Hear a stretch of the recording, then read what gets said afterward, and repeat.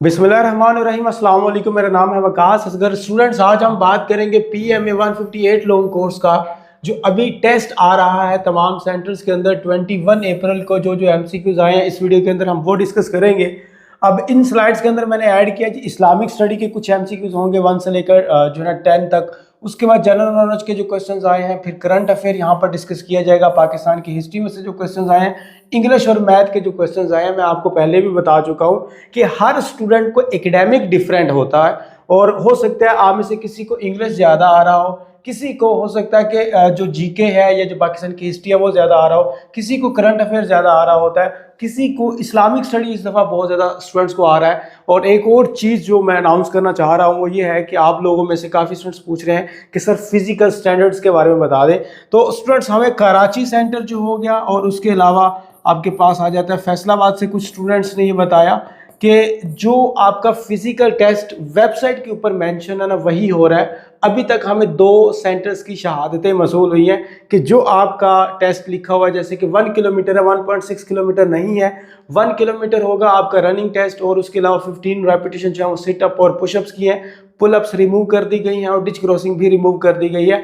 और time 8 minute ही 8 minute के अंदर आप लोगों ने 1 किलोमीटर जो है डिस्टेंस ट्रैवल करना है। बट मैं हमेशा कहता होता हूँ कि आर्मी बड़ी अनप्रिडिक्टेबल है, आप लोगों ने फिर भी थोड़ा स्टेमिना हाई रखना है क्योंकि कभी भी ये चीज़ चेंज हो सकती है। किसी भी सेंटर के अंदर ये चेंजेस आ सकती हैं।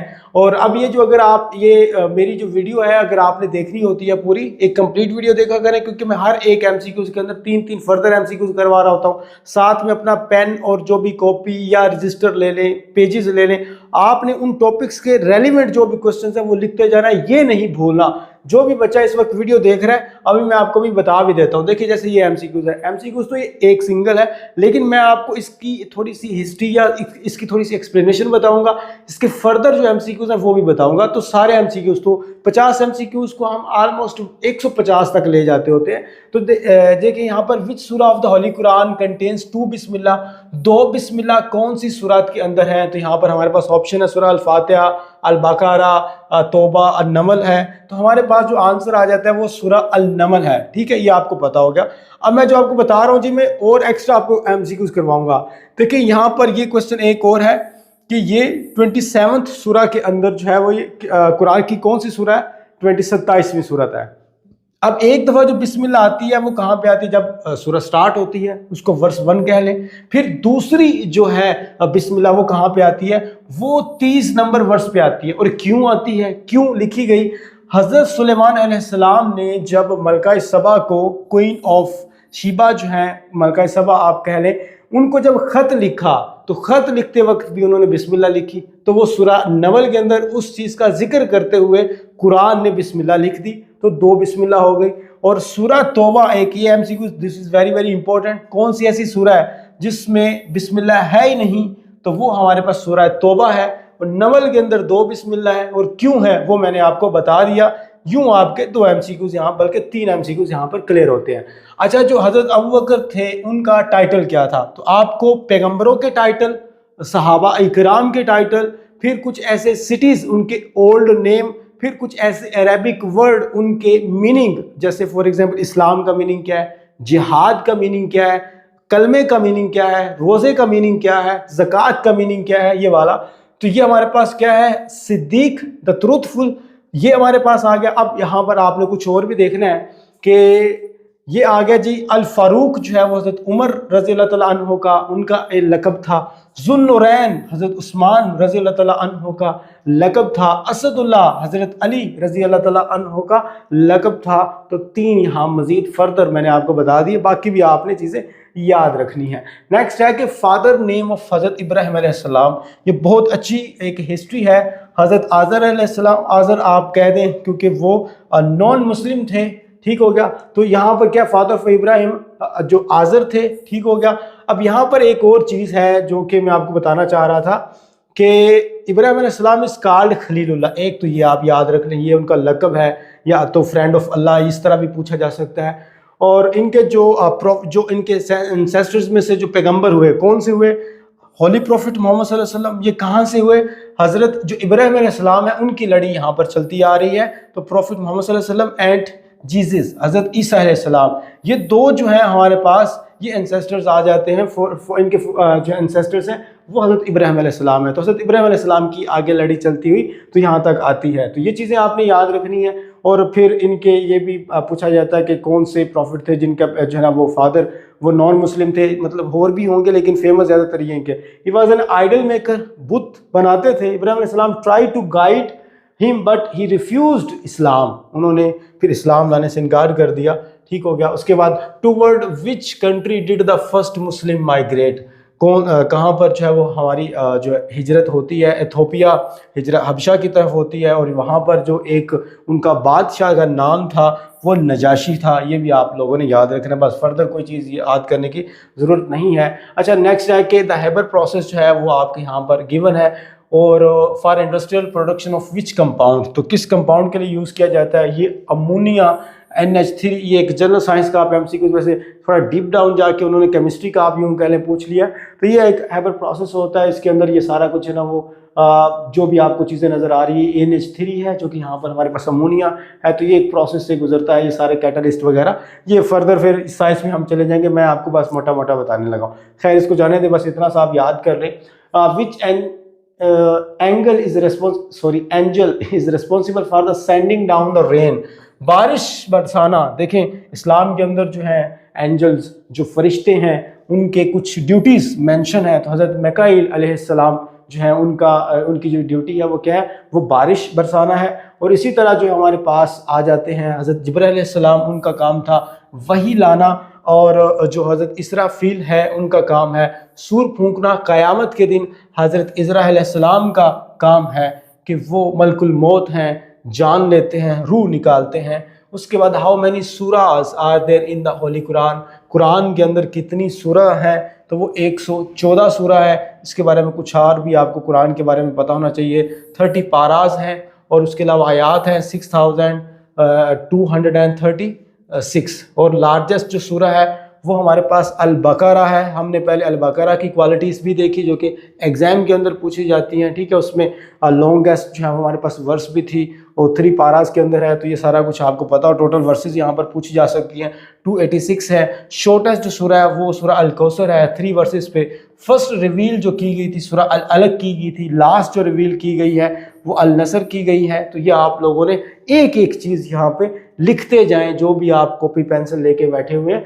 गज़वा जो खैबर है, कौन से जो प्रॉफिट्स के पैगंबर उनको कमांड दी गई, तो वो हज़रत अली रज़ी अल्लाह तआला अन्हो उनको ये कमांड दी गई। वैसे इनको जो है यहाँ पर एक और भी होता है, अच्छा हज़रत अली, खैर इसको एक और भी, हाँ ये वाला सॉरी, कि कौन सी जो है ना वो हिजरी को गज़वा खैबर हुआ था, तो 7 जो है ना वो ये डेट आपने याद रखनी। जैसे गज़वा बदर हो गया, गज़वा ओहद हो गया, गज़वा खैबर हो गया, गज़वा खंदक हो गया, ये गज़वा हुनैन हो गया, फर्स्ट लास्ट वगैरह, ये सारी चीज़ें आपने याद रखनी है। और डायरेक्टली भी पूछ लेते हैं कि गज़वा जो खैबर है वो किसने कनकर किया था, हज़रत अली रज़ी अल्लाह तआला अन्हु, ये उनका जो है आंसर है। अच्छा, what is the meaning of जिहाद, मैंने आपको पहले बताया। अरबी के अंदर कुछ वर्ड के मीनिंग आपको पता होना चाहिए। जैसे इस्लाम हो गया, पीस, ठीक हो गया, जिहाद हो गया, ज़कात हो गया, नमाज हो गया, और उसके अलावा हमारे पास रोज़ा हो गया। इस तरह की चीज़ें काफ़ी पूछी जाती हैं।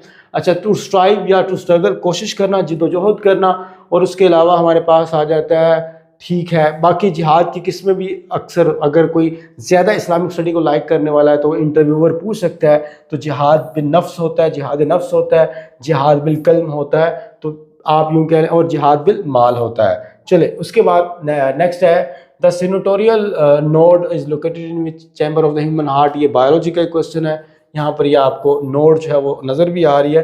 तो आप यहाँ पर इसका बस राइट आर्ट्रियम जो है वो याद रख लें, कोई फर्दर इसका जो है वो इतना जो है बताने की ज़रूरत नहीं है। Which gas contributes most to the natural green house effect, के अंदर कौन सी जो गैस है वो ज़्यादा कंट्रीब्यूट करती है, तो वो हमारे पास आ जाते हैं H2O, जो कि वेपर फॉर्म के अंदर होता है, वाटर वेपर आप इसको कह सकते हैं। यहाँ पर उसका थोड़ा सा जो है वो आप इंडेक्सेस लिखे हुए हैं। 50% होता है ग्रीन हाउस इफेक्ट के अंदर। फिर कार्बन डाइऑक्साइड भी आप लोग सोच रहे होंगे, जो कि 20% होता है, ये वाला हो गया। और बस इतना से इसको याद रख लें। What is the study of the earthquake called, जो जलजला आता है उसकी स्टडी को, उस डिपार्टमेंट को क्या कहते हैं, सिस्मोलॉजी, उस एक पूरी जो स्टडी होती है।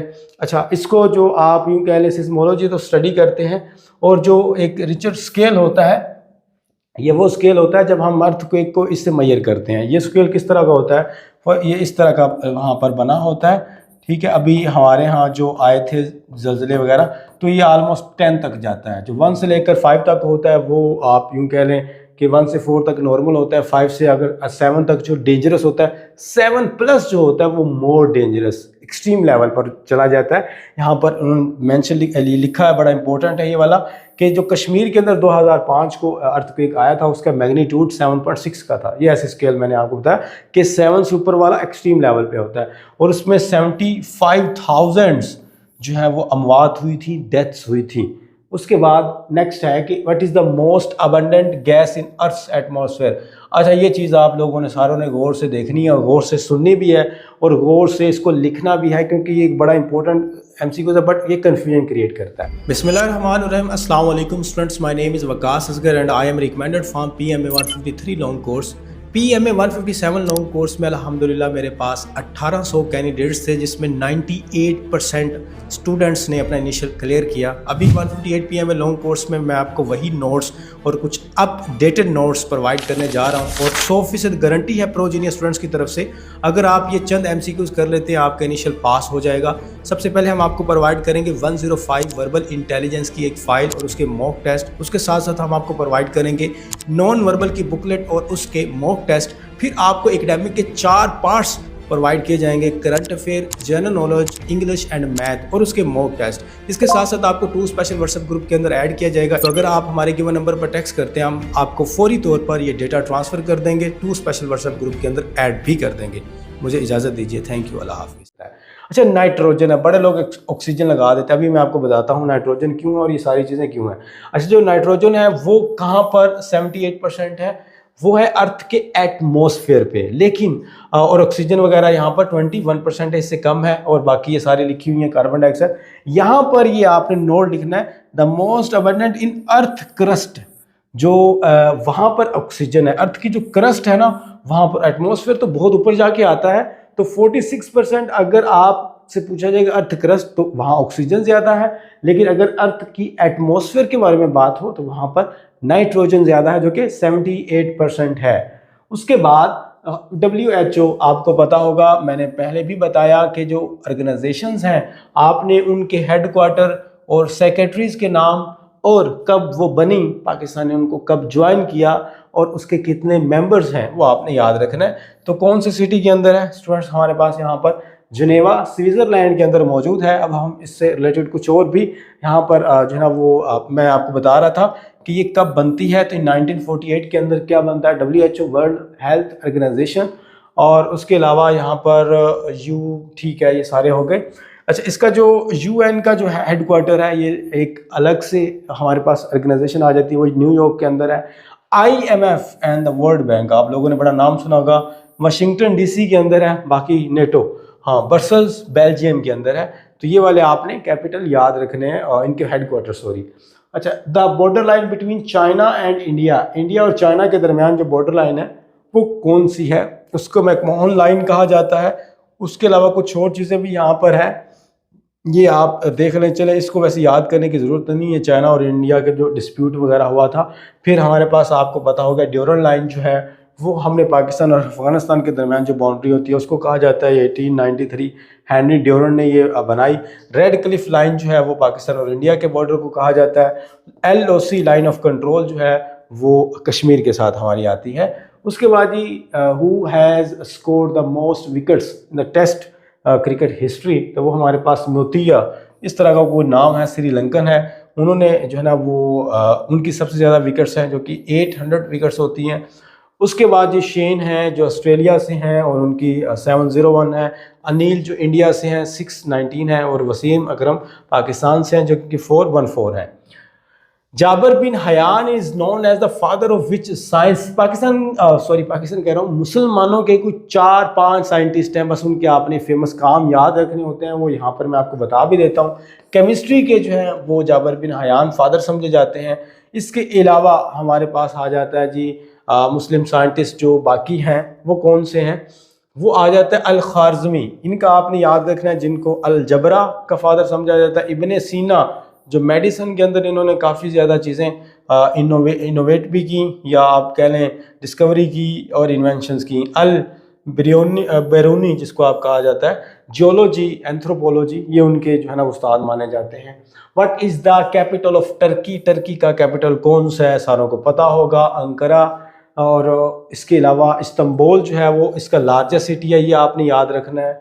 और एक और भी करेंसी पूछी जाती है तो वो लीरा है, बस इतना सा आपने याद रखना है, इसकी करेंसी होगी और इसका जो है ना वो बिगेस्ट सिटी होगा। Which continent has the most countries in the world? हमारे पास कॉन्टिनेंट्स हैं, कॉन्टिनेंट्स में फर्दर कंट्रीज़ हैं, तो कौन सा कॉन्टिनेंट ऐसा है जिसमें बहुत ज़्यादा कंट्रीज़ हैं? तो वो हमारे पास क्या है, अफ्रीका, जिसके अंदर 54 कंट्रीज़ हैं। तो यहाँ पर अफ्रीका सबसे बड़ा हो गया। उसके बाद एशिया के अंदर 48 हैं, यूरोप के अंदर 44 हैं, अमेरिकाज़ के अंदर स्टेट्स वगैरह डिफरेंट हैं 35 हैं, ओशिनिया 14 है। लार्जेस्ट कॉन्टिनेंट इन अफ्रीका, इसको छोड़ दें। लार्जेस्ट जो कंट्री है इन अफ्रीका के वो अल्जीरिया है। और उसके अलावा मोस्ट पॉपुलेटेड जो है वो नाइजीरिया है। स्मॉलेस्ट वगैरह इसको छोड़ दें। ये एक और बड़ा जो है ना वो यहाँ पर Africa also has the most official UN recognized countries. चलिए इसको बस ये है कि लार्जेस्ट जो कंट्री हमारे पास वो क्या है, अल्जीरिया है। और 54 कंट्रीज़ हैं अफ्रीका कॉन्टिनेंट के अंदर। How many months in a year have 31 days? कौन से ऐसे महीने होते हैं जो 31 दिनों के होते हैं एक साल के अंदर? तो वो 7 मंथ्स बनते हैं, बाकी कुछ 30 के होते हैं और कुछ एक 28 का होता है। बाकी ये हमारे पास जैसे कि जैन, मार्च, मई, जुलाई, अगस्त, अक्टूबर एंड दिसंबर। और बाकी जो 30 डेज़ वाले मंथ्स होते हैं वो 4 होते हैं।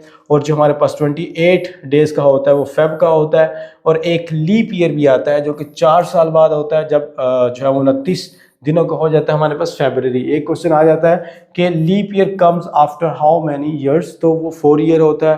तो क्या होता है उसमें हमारे पास 29 दिन हो जाते हैं फरवरी के। और उसके ये तकरीबन 365.25 जो है हमारे पास, ये जो 25 बचते हैं ये हमारे पास 6 घंटे होते हैं एक्स्ट्रा। तो हर साल 6 घंटे बच रहे होते हैं। तो 4 सालों में जब 6 घंटे हम जोड़ते हैं तो 24 घंटे बन जाते हैं। 24 घंटे जो है वो आके ऐड हो जाते हैं एक दिन बन के, तो ये हमारे पास फेब के अंदर जुड़ जाते हैं।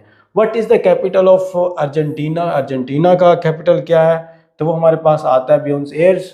और उसके अलावा यहाँ पर ये संतियागो का चिली हो गया, और ये बाकी रहने दें, ठीक है। और ठीक है, एक ये है अर्जेंटीना जो है वो फेमस है। वहाँ पर जो एक फुटबॉलर प्लेयर हैं वो मेसी जो है वो कहाँ से बिलोंग करते हैं? अर्जेंटीना से। ये क्वेश्चन आया हुआ है, इसको भी याद रख लें। उसके बाद नेक्स्ट क्वेश्चन है हमारे पास था 18th जो कॉन्स्टिट्यूशन है, वेरी वेरी इंपॉर्टेंट, हर एक एग्जाम में आता है। पाकिस्तान 2010 में ये जो अमेंडमेंट लाएगी प्राइमरली डिड व्हाट, इसमें क्या किया गया हमारे पास? तो इसमें हमने पार्लियामेंट्री जो एक सिस्टम था उसको रिस्टोर किया था, और जो प्रोविंसेस को पावर हमने डिस्ट्रीब्यूट की थी। प्रेसिडेंशियल जो पावर्स होती हैं वो ख़त्म कर दी गई थी। 18th अमेंडमेंट के अंदर 2010 में क्या होता है, पीएम थे यूसुफ रज़ा अली गिलानी, उन्होंने जो प्रेसिडेंट की एक पावर थी उसको डिज़ोल्व कर दिया असम्बली वगैरह को, कि वो असम्बली वगैरह में सारी चीज़ें जो डिज़ोल्व नहीं कर सकता। और बाकी यहाँ पर आ जाता रीनेम्ड। हाँ, एक और काम हुआ था, वो ये नॉर्थ वेस्ट जो फ्रंटियर है हमारा पाकिस्तान का, उनको उन्होंने खैबर पख्तूनख्वा की नेम के अंदर चेंज कर दिया गया था 18th अमेंडमेंट के अंदर। और उसके बाद जी the biggest constitution reform since 1973 के बाद जो सबसे बड़ी कोई एक रिफॉर्म लाई गई थी वो 18th था, क्योंकि पूरा तख्ता ही पलट गया। प्रेसिडेंट से सारी पावर्स ले ली गई थी, जो असेंबली वगैरह वो डिसॉल्व कर सकता था, तो सूबों को एम्पावर किया गया। आर्टिकल नंबर 19A, आपको कुछ आर्टिकल्स भी वैसे तो काफ़ी लंबे हैं बट चलें जो आ रहे हैं याद करते जाएं। कॉन्स्टिट्यूशन गारंटीज विच फंडामेंटल राइट, तो आपको पता होगा राइट टू इंफॉर्मेशन की, आप गवर्नमेंट से किसी भी किस्म की इंफॉर्मेशन पब्लिकली डिमांड कर सकते हैं जी, कि ये चीज़ें, ये सारी दस्तावेज़ जो है वो जैसे एप्स्टन फाइल वगैरह सारी हुई, तो डेमोक्रेसी के अंदर ये भी चीज़ होती है, ठीक है। तो 18th अमेंडमेंट, ये भी 18th अमेंडमेंट में थी 2010 के अंदर। तो यहाँ पर citizens can request public documents from the government. उसके बाद जी आर्टिकल नंबर जो 19 था उसमें फ्रीडम ऑफ स्पीच, इसके बारे में ये भी एक आपको हक दिया गया। आर्टिकल नंबर जो 25A था, इसमें जो एजुकेशन है जो फ्री ऑफ कॉस्ट आपको प्रोवाइड की जाएगी वो 5 से 16 ईयर तक था। और 10A के अंदर था फेयर ट्रायल वगैरह, खैर इसको जाने दें।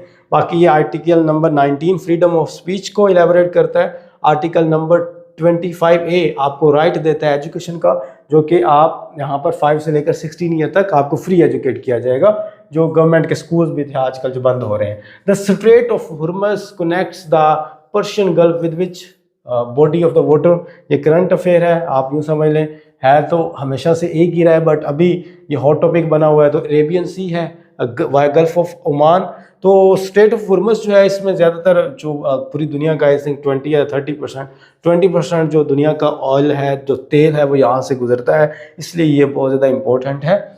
और बाकी स्टैगफ्लेशन जो है वो simultaneous occurrence of inflation and, अच्छा वो कह रहा है कि ये जो स्टैगफ्लेशन है, यानी कि स्टैग हो गया और फ्लेशन है, फ्लेशन से मुराद इन्फ्लेशन है। चलें ये तो उसने बता दिया इन्फ्लेशन। तो स्टैग किस चीज़ को डिनोमिनेट करता है, तो वो हमारे पास आ जाता है इकोनॉमी स्टैग्नेशन। ठीक है, मतलब ये है कि जब कोई भी आप यूँ कह लें ग्रोथ वगैरह जो है वो रुक जाती है एक जगह पे, तो उसका डायरेक्टली किस पे इम्पैक्ट होता है, पाकिस्तान की इकोनॉमी पे, या अनएम्प्लॉयमेंट वगैरह हो जाता है। तो सारी चीज़ें स्टैग का मतलब होता है रुक जाना। आप यूँ कह लें किसी नाली का पानी बड़े अरसे से वहीं रुका हुआ है, इसी तरह पाकिस्तान की इकोनॉमी, एग्रीकल्चर, ये सारा कुछ वहीं पर पॉलिसीज़ वगैरह रुकी हुई हैं। यहाँ पर उन्होंने स्टैग्नेशन और इन्फ्लेशन दोनों को अलग अलग किया है, तो यहाँ पर ये इकोनॉमी के रिलेटेड होगा। ठीक है, Pakistan faces stagflation where IMF program restrict spending. IMF हमें कह रहा है जी आप इस तरह ये सब भी सारी चीज़ें कट करें अपनी ये सारी चीज़ें, और हम जो हैं वो इन्फ्लेशन को आगे जो है ना वो लेके जा रहे हैं।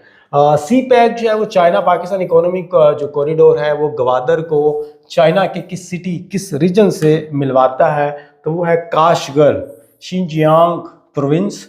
और इसके अलावा हमारे पास ये आपको पता होगा कि ये 3000 किलोमीटर है बाय रोड भी, रेलवे वगैरह, पाइपलाइन वगैरह, और इसे साइन किया गया 2015 के अंदर। यहाँ पर इन्वेस्टमेंट है $62 बिलियन, और जो स्ट्रेटेजिक इंटरेस्ट है वो क्या है, वार्म वाटर तक जो है वो रसाई हासिल करना चाहता है चाइना, वो ट्रेड करना चाहता है पाकिस्तान के थ्रू। इस तरह Pakistan played its first test cricket match in which year, Pakistan ने अपना फर्स्ट जो वो इन 1952 के अंदर हुआ था। बाकी आप चीज़ें पढ़ ले, दिल्ली के अंदर हुआ था, और कोई खैर इसमें बाकी मज़ीद चीज़ बताने की नहीं है। What is the currency of the Russia, हर दफ़ा पूछता है रशिया की करेंसी कौन सी है, रशियन रबल है हमारे पास आंसर, और ये हमारे पास आ जाता है जी। चलें इसको छोड़ दें।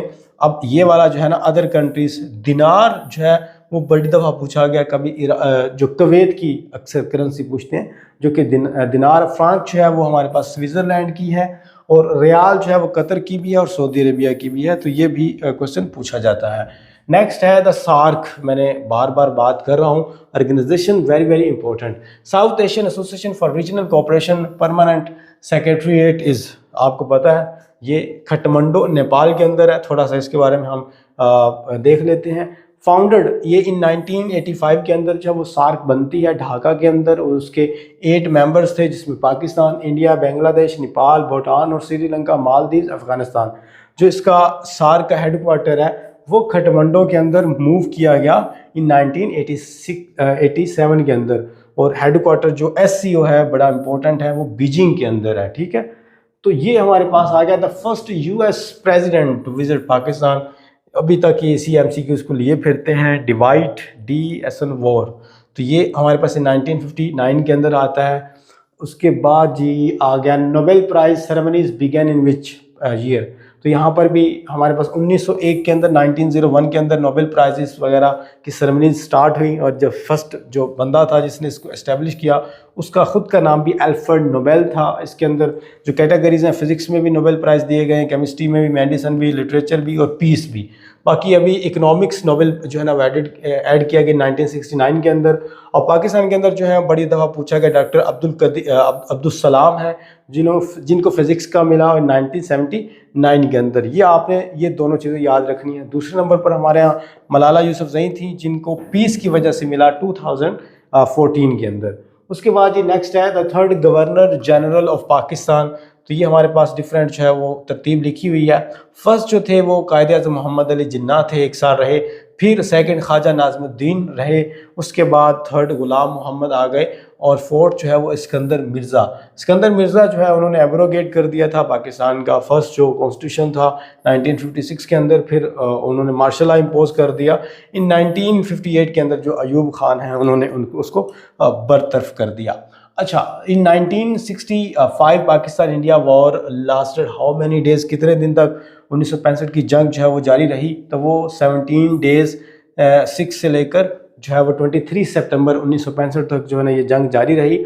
और यहाँ पर बाकी सारी चीज़ें। अच्छा, उसके बाद तशकंद डिक्लेरेशन भी हुआ, वेरी वेरी इंपॉर्टेंट, इन 1966। और इससे भी ज़्यादा इंपॉर्टेंट है, तब पाकिस्तान की तरफ से अयूब खान थे और लाल बहादुर शास्त्री थे इंडिया की तरफ से, बहुत ज़्यादा इंपॉर्टेंट है। फिर एक MCQ आता है कि 6 सितंबर कौन सा डे है? तो वो पाकिस्तान का डिफेंस डे है। और उसको हम क्यों डिफेंस डे कहते हैं? इस वजह से ये जो 1965 की वॉर थी, द लखनऊ पैक्ट जो है इन 1916 जो है एक अग्रीमेंट हुआ था टू ऑर्गेनाइजेशंस के अंदर। तो वो कौन सा था? ऑल इंडिया मुस्लिम लीग और इंडियन नेशनल कांग्रेस। तो सेपरेट एक इलेक्टोरेट जो है वो उन्होंने मान लिया था कि जी इलेक्शन का एक सिस्टम जो है दोनों आप यूँ कह लें नेशंस के दरमियान। Sindh was conquered by the British in which year, कौन सा साल उन्होंने सिंध को कन्कर किया था?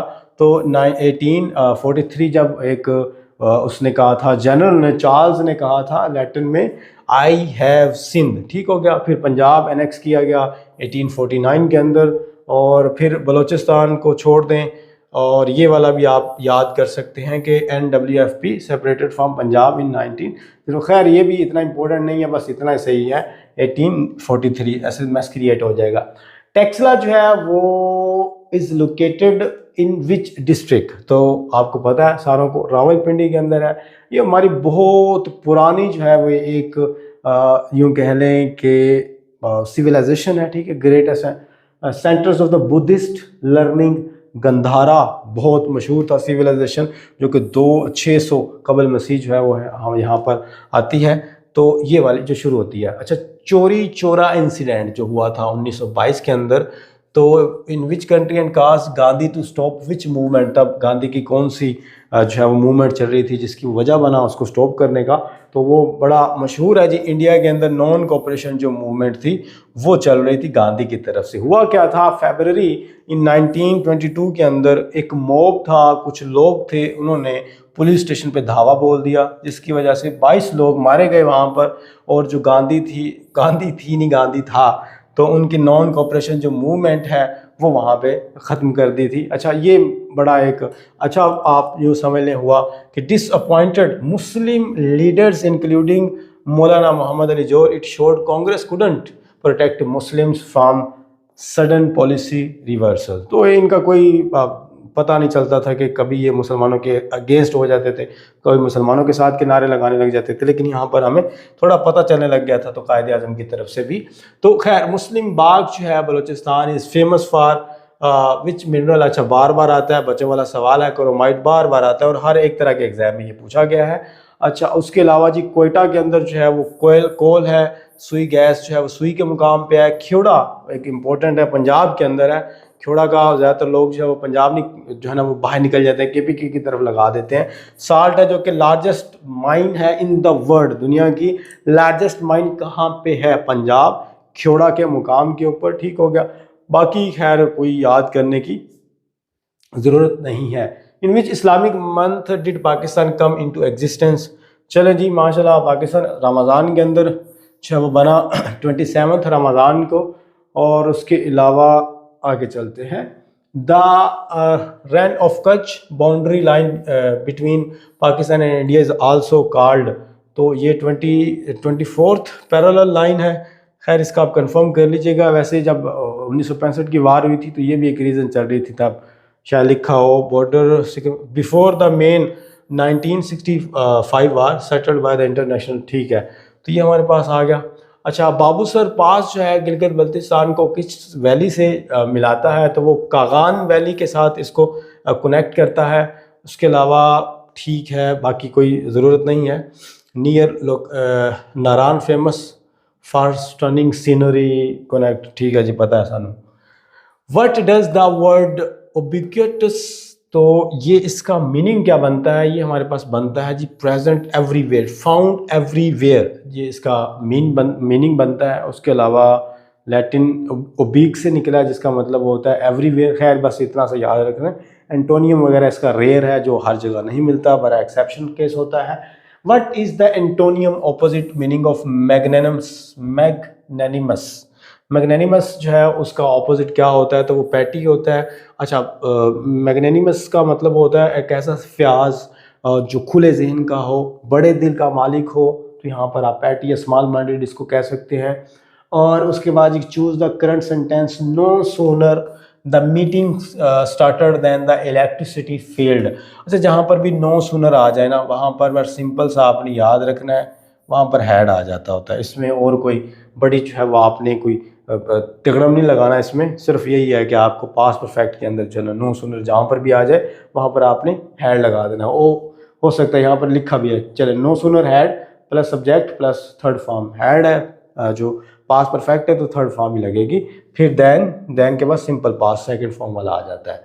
उसके बाद जी the committee has arrived at unanimous decision. Unanimous से मुराद होता है एक ही बात पे सारे ने इत्तेफाक किया, तो ए आएगा, एन नहीं आएगा, क्योंकि एन जो है वो हमारे पास वोल्स की आवाज़ के ऊपर आता है, जबकि ये यूनानिमस यू की आवाज़ दे रहा है, तो इसलिए ये नहीं आएगा।